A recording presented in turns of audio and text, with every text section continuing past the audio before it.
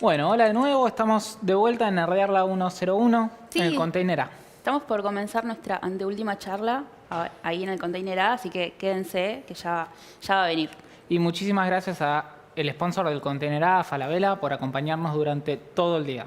Sí, estamos re contentos de estar acá, de estar hosteando, que nos hayan elegido, así que gracias. Gracias, producción.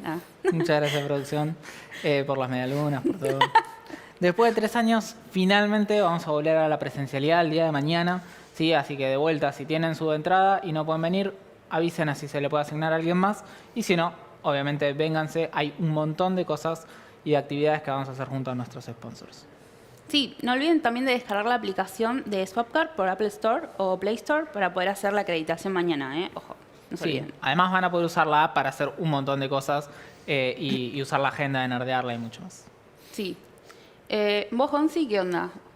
¿Qué onda? ¿De Yo qué todo habla esta bien. muchacha? ¿Qué habla esta muchacha? ¿Tenés un grupo de WhatsApp para escribir ahí anotaciones? Sí, Así con tipo, vos solo. yo solo tengo Sí. como 10 y en cada uno uso cosas diferentes. O sea, no uno, 10. Sí. Es un Pero bueno, montón. hay un montón de cosas en las que escribimos todo el día y bueno, esto lo vamos a ver un poco más detallado en la charla que tiene Nicanor Pereira y su charla Simplifiquemos, porque la programación comparte muchísimas cosas con la escritura común. Nicanor es licenciado en informática, se especializa en programación web, organiza meetups, cursos del lenguaje de programación Elixir en la ciudad de La Plata. Hoy en día trabaja en Brandkit, una plataforma de manejo digital de assets en Nueva Zelanda. Sí, anteriormente trabajó para Harmony, que es... Ay, eso ya lo dijiste. Bueno, en esta charla él nos va a contar para cómo escribir HTML bien, porque la calidad importa, cuáles son nuestros límites y cómo resolver los problemas complejos. Sí, presten atención a HTML. No Y es... como siempre, pongan y destaquen las preguntas que quieran ver, así las contestamos en el Q&A. ¿Vamos a la charla? Sí, dale, vamos a la charla. Vamos a iniciar. Vamos a iniciar.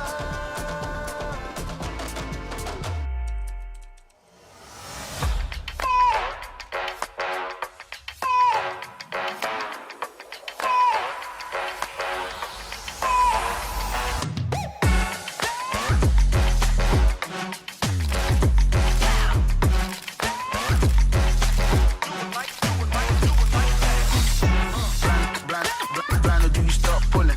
Do you stop pulling? Blind, do you stop pulling? Do you stop pulling?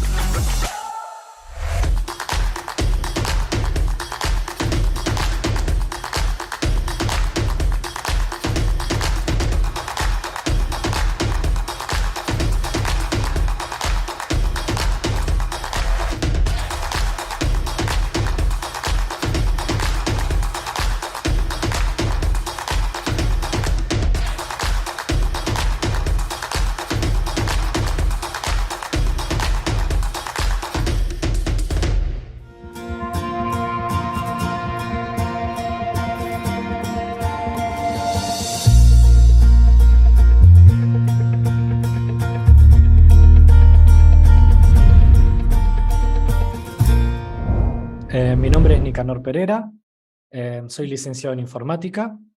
Empecé la carrera en el año 2008, lo que significa que hace 14 años estoy trabajando como programador web, porque empecé a trabajar apenas empecé la facultad. Así que en estos años aprendí algunas cositas y voy a hablarles de eso. Voy a darles la charla que me hubiera gustado escuchar a mí cuando empezaba y me hubiera ahorrado muchas frustraciones y me hubiera ayudado. Así que mi intención acá es ayudarlos a ustedes con el principio de esta carrera hermosa que es la programación. Voy a empezar a hablarles de cómo escribir claro, porque escribir claro es fundamental para comunicarnos de manera efectiva. Los programadores escribimos mails, tareas, tickets, casos de uso, comentarios, documentación y también escribimos código de software.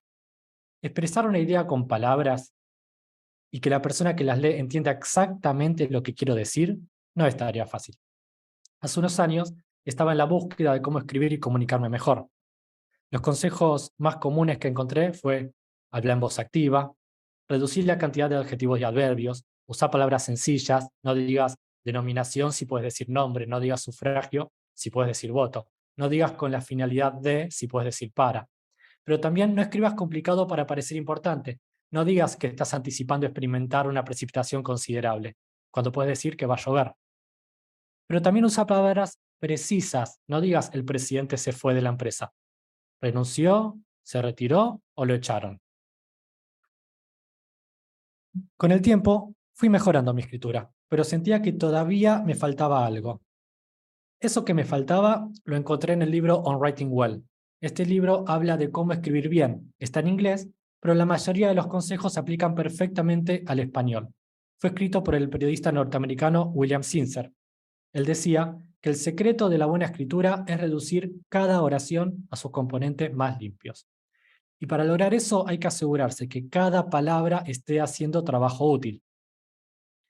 La Facultad de Ciencias Económicas de la Universidad de Córdoba tiene un buen ejemplo. Ellos tomaron un borrador de un texto y le aplicaron varias correcciones. Voy a leerles el texto en voz alta. Ante la evidente necesidad de otorgar a la ciudadanía la atención con la calidad que ésta solicita y con la finalidad de crear un gobierno de calidad que brinde trámites y servicios que satisfaga las necesidades y expectativas de la ciudadanía, el gobierno federal está enfocando sus esfuerzos en fomentar programas que permitan transparentar e incrementar la calidad de los trámites y servicios de alto impacto ciudadano a partir de la implantación de acciones de mejoras derivadas de la opinión ciudadana. Yo, cuando leí esto por primera vez, tuve que volver a leerlo varias veces hasta entenderlo. Eso pasa porque está escrito de forma complicada. El sujeto está recién a la mitad y la parte más importante está por el final. Hace juicios de valor, es impreciso, usa palabras muy largas. Todo esto hace que sea difícil de leer. Y no solo que sea difícil de leer, sino que sea frustrante leerlo. Nuestro cerebro no quiere leer cosas complicadas. Lo que nos suele pasar con esto es que inmediatamente dejamos de leer. Salvo que realmente valga la pena, no vamos a leer un texto complicado. Estas personas se preguntaron, ¿qué es lo que estoy queriendo decir?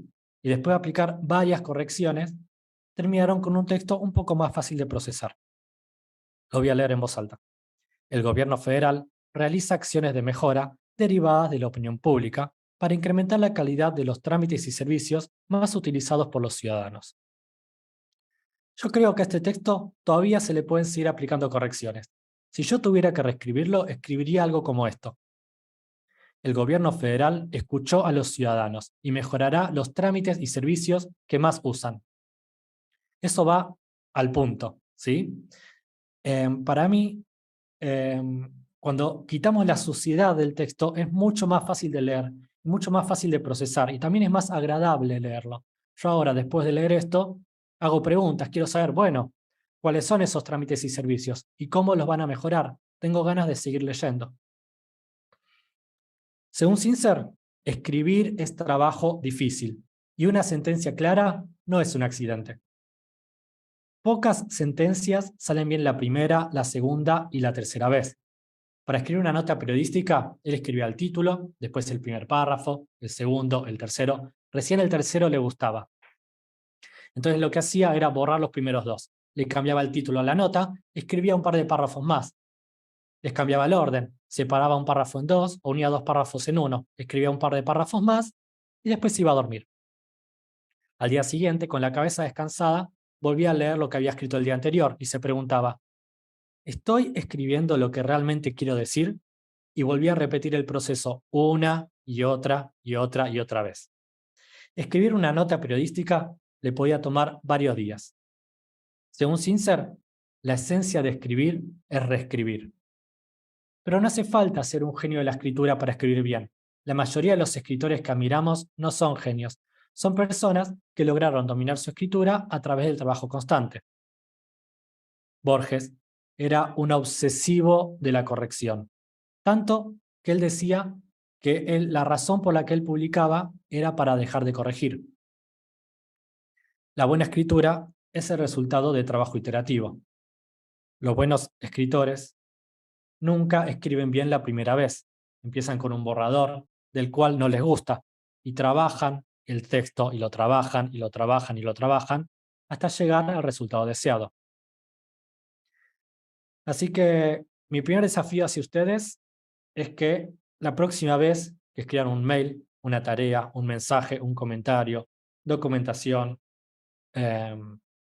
antes de tocar enviar o guardar, vuelvan a leerlo y háganse la pregunta, ¿estoy escribiendo lo que realmente quiero decir? Traten de corregirlo un poco, que eso va a hacer maravillas por la comunicación del equipo. Sus colegas se lo van a agradecer.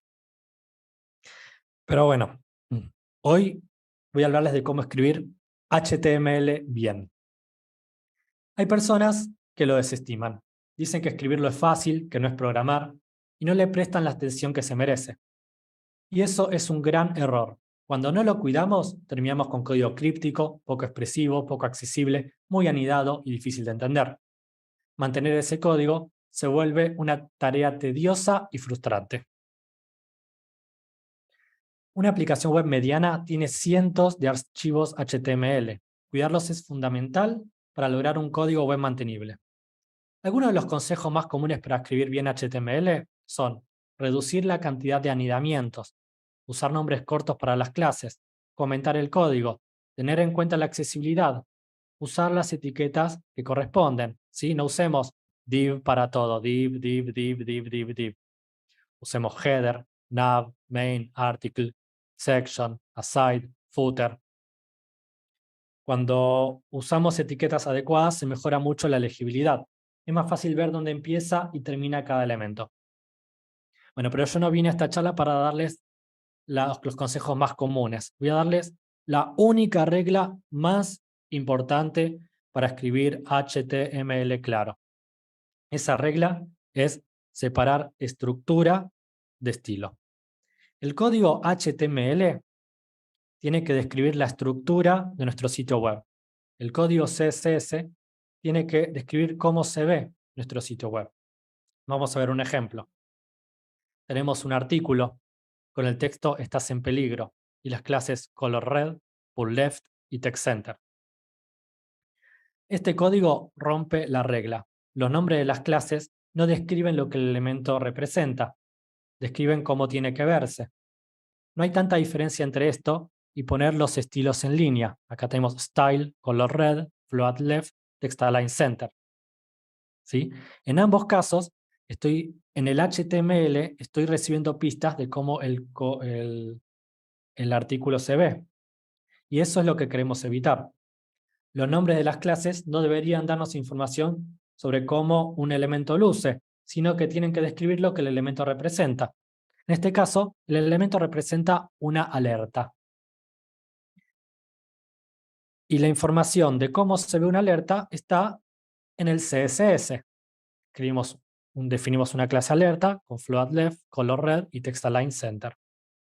De esta forma, si un día queremos que la alerta se vea diferente, no hace falta modificar el código HTML, simplemente debemos cambiar el código CSS.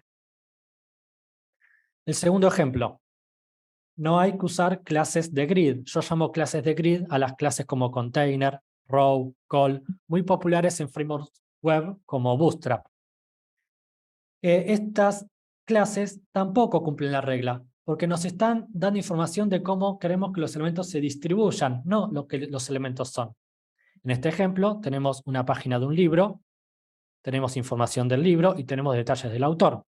El resto de las etiquetas son lo que yo llamo clases de grid, ¿sí? Container, row, que nos dicen que la página se distribuye en dos columnas, una de ancho 8 y otra de ancho 4. Y no queremos eso. Ese documento tiene demasiada información de cómo se tiene que ver. Tenemos que mover esa responsabilidad al CSS. El HTML debería ser simple. Si dijimos que es una página de un libro, con información del libro y detalle de autor, solo tiene que haber esos tres elementos. Hoy en día es muy sencillo describir cómo distribuir los elementos de una página usando solo CSS. Podemos usar Float, en ese caso usaríamos ancho 66% y ancho 33%. Podríamos usar Flex.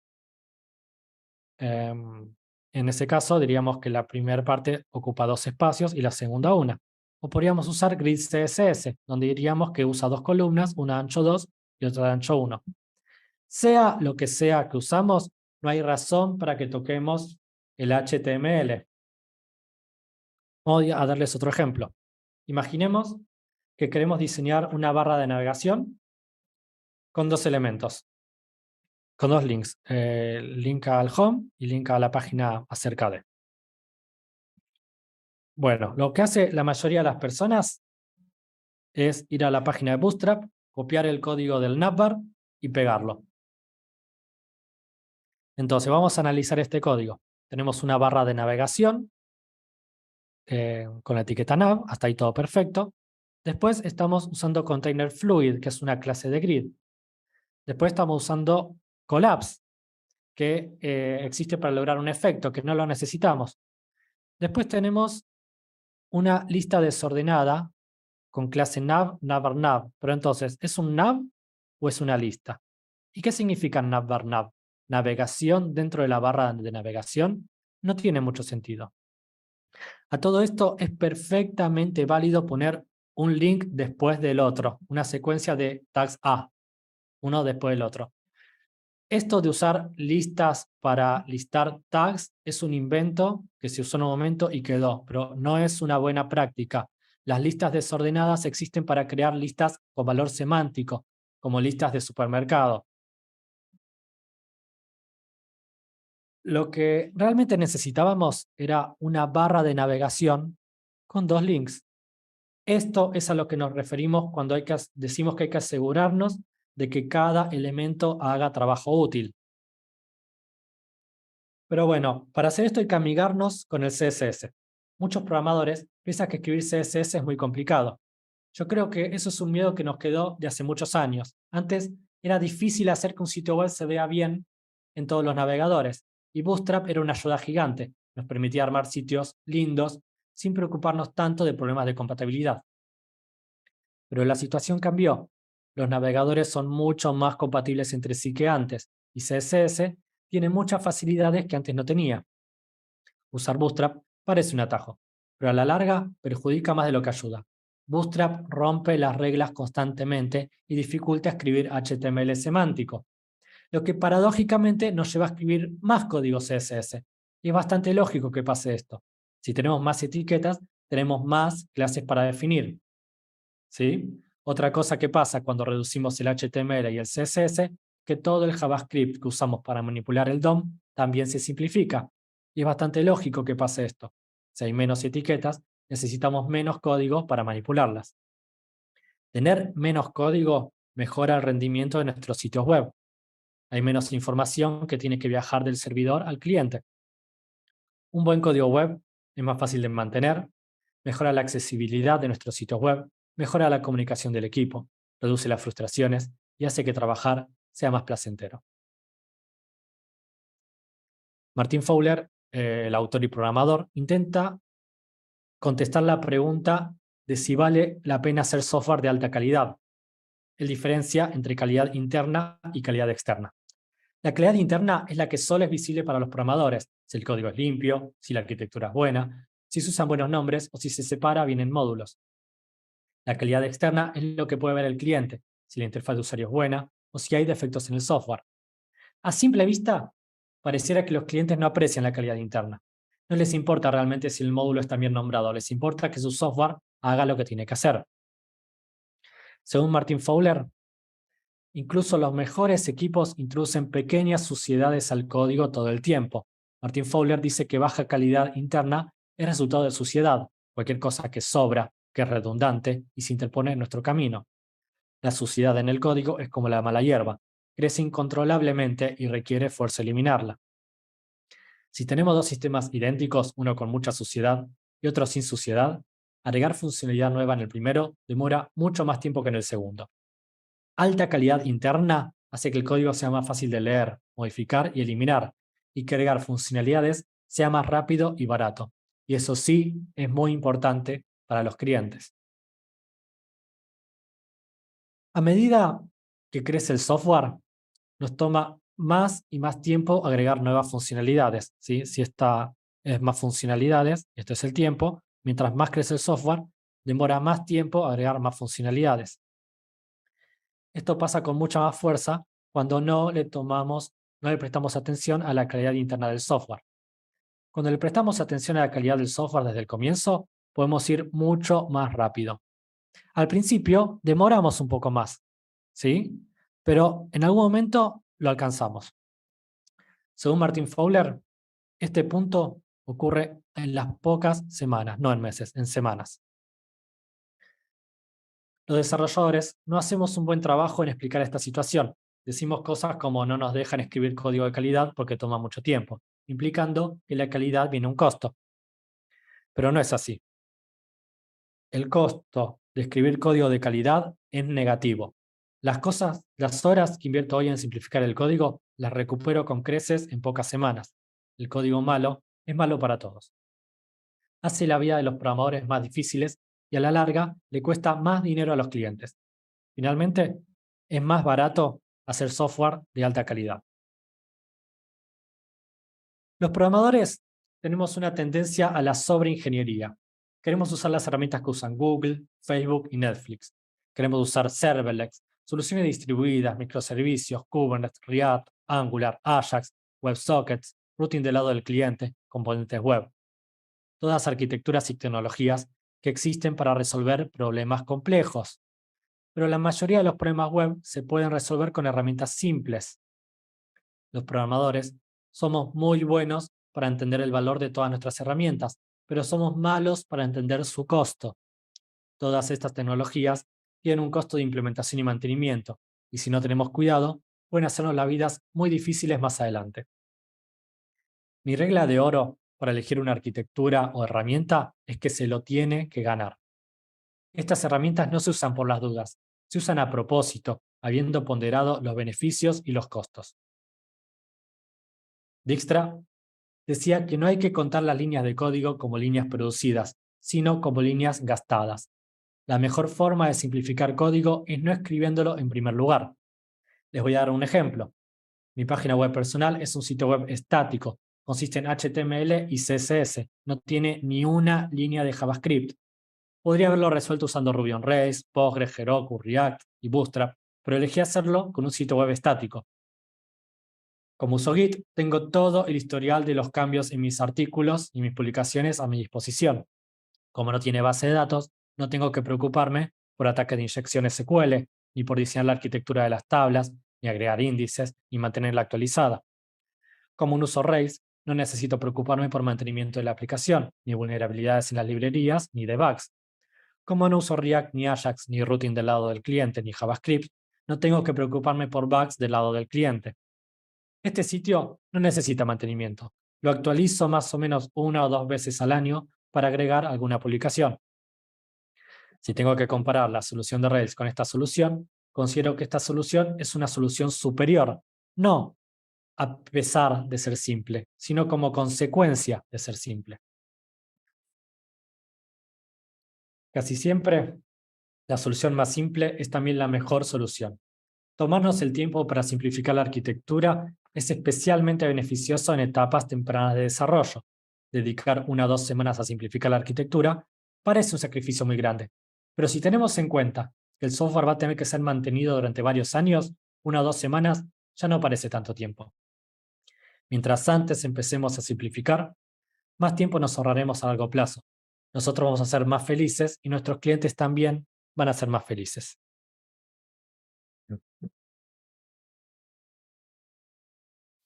Hay personas que estudian los límites teóricos de la computación. ¿Qué problemas son computables y cuáles no? Un profesor de físicas del MIT quería calcular los límites físicos de la computación. Esto es, hasta dónde podemos llegar con los conocimientos que tenemos del universo. Las computadoras son sistemas físicos. Lo que pueden hacer y lo que no está dictado por las leyes de la física. La velocidad a la que pueden procesar información está limitada por su energía. Este profesor quería descifrar a qué velocidad podía ir la última notebook que construyamos. Puso como restricción que la notebook pesara 1 kilogramo de peso. Y calculó cuánta energía podía meter dentro de esta notebook. Tuvo en cuenta la velocidad de la luz, la gravedad, las leyes de la termodinámica, las leyes cuánticas, y llegó a la conclusión de que el límite físico de la última notebook era de 10 a la 50 operaciones por segundo, que es un montón, y no estamos ni cerca. Pero no es lo mismo límite físico que límite práctico. Para llegar a esa velocidad es necesario comprimir la computadora a un tamaño minúsculo, formando un agujero negro. Para usar esa computadora tendríamos que estar dentro del agujero negro con la computadora, donde moriríamos al instante. Yo no sé ustedes, pero para mí no vale la pena. Yo prefiero seguir vivo, aunque mi computadora sea un poco más lenta. Nosotros, los seres humanos, también somos sistemas físicos. Lo que podemos hacer y lo que no también está dictado por las leyes de la física. Nuestros cerebros también tienen límites. Hay una cantidad de información máxima que podemos procesar en un momento dado. Esto es una razón más para simplificar. Mientras más simple sea un sistema, más fácil va a ser para nuestros cerebros entenderlo, modificarlo y mantenerlo. Pero el código es solamente el producto final. La mayor parte del trabajo pasa en nuestras cabezas. Si no cuidamos a nuestras cabezas por un tiempo prolongado, podemos terminar con burnout. Cuando sufrimos burnout, no podemos razonar correctamente. Nos transformamos en una peor versión de nosotros mismos, lo que afecta a nuestras vidas y la de los que nos rodean, lo que nos causa frustración y resentimiento. Es un círculo vicioso que puede hacer que terminemos muy mal. No se quemen la cabeza. Si no pueden resolver un problema, no trabajen 10 horas por día. Hagan una pausa, salgan a caminar, tomen una siesta. Denle tiempo al cerebro a procesar la información. Cierren la computadora cuando termina la jornada. El trabajo va a seguir esperándolos al día siguiente. Cuiden sus cabezas. Trabajar adentro de un agujero negro no vale la pena. ¿Les ha pasado que tienen un problema que no pueden resolver y no hay con qué darle? Y pasan horas y horas intentando y se frustran y de repente al día siguiente lo resuelven en 15 minutos. No significa que perdieron el tiempo el día anterior. Todo ese tiempo de esfuerzo y frustración fue necesario para resolver el problema. Su cerebro necesitaba tiempo para procesar toda esa información. Hay un mito muy difundido en nuestra industria que es el del programador o programadora 10X, aquella persona que programa tan eficientemente como 10 programadores. Es un mito que le hace mucho daño a la profesión. Hace que las personas pensemos que no estamos a la altura. Nos provoca síndrome del impostor. Nos hace preguntarnos si podemos resolver los problemas tan difíciles de nuestros clientes, si realmente podemos ser programadores. Pero el programador 10X no existe. No tenés que ser un genio para resolver problemas complejos. Los problemas complejos los resolvemos las personas comunes presentándonos a trabajar cada día.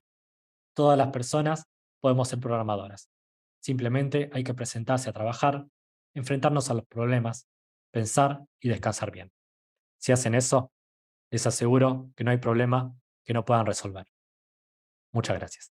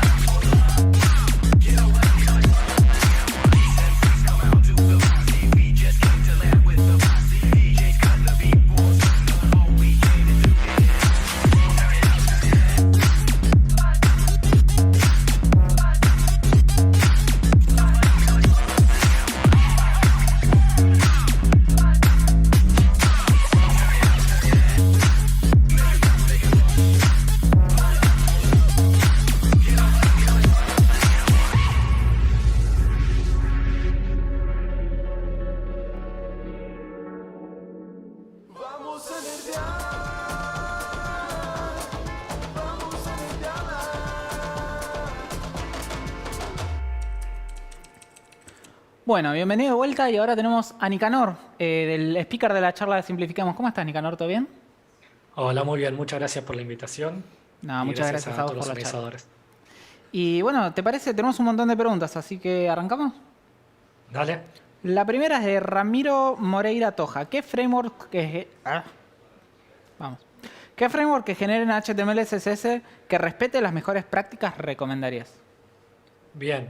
La realidad, Ramiro, es que yo no conozco ninguno, así que no tengo nada para recomendarte. Lo que yo sí recomiendo es escribir el CSS desde cero. Eh, Porque casi siempre lo que pasa cuando usamos un framework que traemos un montón de código que no necesitamos. Y cuando uno empieza a escribir de cero, al principio cuesta más, pero a la larga terminás ahorrando mucho tiempo, porque tenés mucho menos código, es mucho más fácil de mantener. Y una vez que hiciste tu primer sitio web de cero, con CSS y HTML de cero, hacer el siguiente se vuelve mucho más fácil. Y no extrañas para nada ningún framework. Perfecto. Después tenemos una de Ángel García. Entonces, ¿escribir CSS con metodologías o CSS, BEM es recomendable? Bien, es una muy buena pregunta. La metodología o la forma de escribir los detalles como la BEM y eso, son todas muy buenas, todas tienen sus pros y sus contras. Yo recomiendo usar la que mejor aplique para el equipo de trabajo en el que estés vos. La que ya a mí más me gusta es la de Maintainable CSS. Puse el link en el chat recién. Excelente. Que habla justamente de esto, del HTML semántico, de cómo escribir CSS que acompañe al HTML que estoy escribiendo. Así que esa sería mi recomendación. Excelente. Después tenemos una de Maximiliano Contieri. ¿Cómo me dice el costo-beneficio de las herramientas?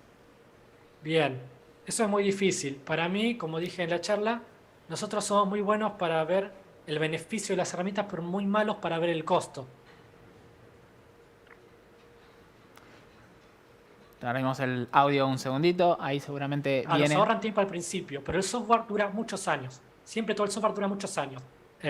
Así que yo siempre recomiendo las cosas que me demoren un poquito más al principio, pero que me ahorren tiempo más adelante. En el proyecto que estoy actualmente, reescribimos por completo un gran sistema web y cada página HTML es alrededor de 5 veces más pequeña que el anterior, en el cual usábamos Bootstrap. Excelente. Y esto es por seguir estas prácticas de escribir HTML semántico. Claro, Y perfecto. este código es mucho más fácil de mantener, de leer, de trabajar en equipo. Cuando las otras personas trabajan en el código, lo dejan muy prolijo también porque estamos acostumbrados a trabajar así. Y termina siendo muy bueno para el mantenimiento. Claro. Medir de forma sistemática, no sé. Pero sí te puedo decir eso, que se siente en el día a día de trabajo. Perfecto. Y vamos con una última. ¿La utilización del HTML semántico tiene otros beneficios aparte de un mejor SEO? Sí, totalmente. Tiene beneficios de accesibilidad. Siempre al tener menos etiquetas, terminas escribiendo también menos CSS y terminas escribiendo también menos JS, lo que se traduce en menos bugs, en menos tiempo para mantenerlo, en poder leerlo más rápido, en poder pensar en el código mejor, más rápido. Así Claro. yo creo que los beneficios son totales. De la misma forma en que queremos que todo el código esté limpio, el HTML también tiene que ser limpio. El código semántico tiene como resultado código limpio. Me parece una gran recomendación. De vuelta, muchísimas gracias por la charla y por estar acá charlando con nosotros. Y bueno, esperamos verte pronto. Bueno, gracias a ustedes. Nos Muchas vemos. gracias. Chao, chao. Chao, chao. Vamos a nerdear.